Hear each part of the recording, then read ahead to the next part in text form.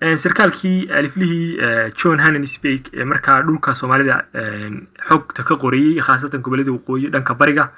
ayaa wuxuu doonayay markaa inuu dhanka laas qorayo ka soo safro waatii xagga xeebaha ka soo degay kadibna xagga iyo berbera uu aado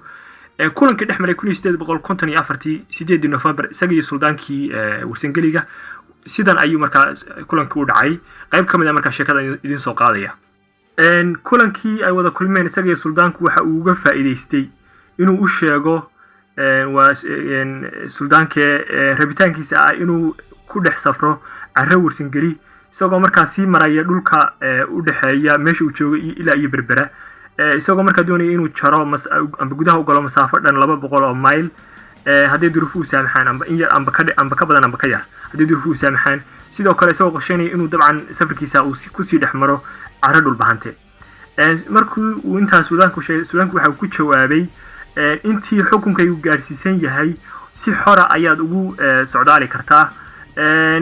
laakiinse waxa uu ka diiday in uu tago carro dhul bahante isagoo markaa ku tilmaamay wax aan la aqbali karin oo markaa isna aanu ogolaanin waa suldaanke sheekadii uu sii wadaay wuxuu leeyahay maxamuud cali garaad waxaan filayaa waa garaad maxamuud garaad cali oo kooro baasa sababta waxa weeye xilligaa safarka ninkan Lieutenant Speke waa 1854 uu gobolada waqooyiga ku tagayo idan markaa garaad maxamuud garaad cali wuxuu noqonayaa garaad kooro baas waa saan filayo waad sixi kartaan haddaan khaldanahay garaad maxamuud garaad cali amba ahaa amiirka dhulbahantaha koonfurta wareerowdka looga jeeday Faarax Garaadke was too far away for communication wuxuu jiray masaafo dheer mana saamaxayn in lala xiriiro sidoo kale wuxuu leeyahay maxamed cali garaad oo dabcan garaadka maxamuud garaadka ah ayaa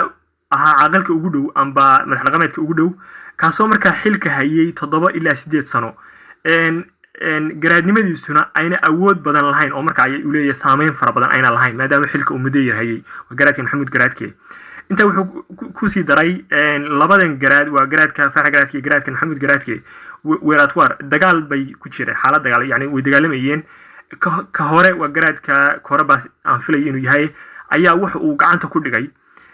waa sida la sheegay isaga loo sheegay 2000 oo faras xilligaas sida isaga loo sheegay waxa loo sheegay inuu gacanta ku dhigay 2000 oo faras 400 oo tuldood waa 4 kadino geela iyo number aad u badan isku jira oo xoolaha isku jira ari iyo ido riyo iyo ido sidoo kale weerarka waxa ku dhaawacmay hal nin oo markaa qolada Faarax Garaadku ay dhaawaceen intii boqoshadeedii aan ku jiray waxa ay dabcan ay suudaanka wada hadlayeen waxa ay kulankaas uu qaatay 8 subaxnimo ilaa 2 duhurnimo suldaanku oo ka yeelay wax walba marka laga reebo inuu diiday in uu markaa xuduuda warsangeliga ka talaabo isagoo ku saweeyay yani wuxuu leeyahay waxaan ka baqayaa in uu shildhaco taasoo markaa sababaysa uu leeyahay in saldanada waa suldaanka iyo dawladda Ingiriisku ay isku dhacaan oo markaa shilka isaga loo qabsado waa sida uu markaa qisada ku soo warinayay buuga la baxay buuga loo yaqaan First Footsteps in East Africa volume-kiisa labaad oo markaa uu qoray Richard Burton dabcan Richard Burton waa isla socday laakiin isagu wuxuu aaday xagga iyo Abyssinia dhanka Herer buu aaday xagga kanu uu gobolada waqooyi bari xaggeeda xeebaheeda uu ka soo degay kadibna xagga iyo berbera uu aadayo dabcan fardaha markaa la sheegay dhulbaantu kala dhaceen adu hore ma maqashay in markaa Soomaalidu ay kala dhaceen fardo dhan 2000 oo markaa qolo ka qaaday hore waxaan maqlay dabcan in Soomaalidu dhaqan ahaan ay kala dhici jireen kumanaan geela laakiin waa markii ugu horeysay aniga intay aqoontayda aan maqlo in khaasatan dhulbaantu ay kala dhacaan fardo inta leeg oo markaa qolo dhulbaanta ay ka dhacdo qolo kale 2000 oo faras maxay kula tahay hore ma maqashay Soomaalida inteeda kale ma maqashay wax fardo inta leeg kala dhaca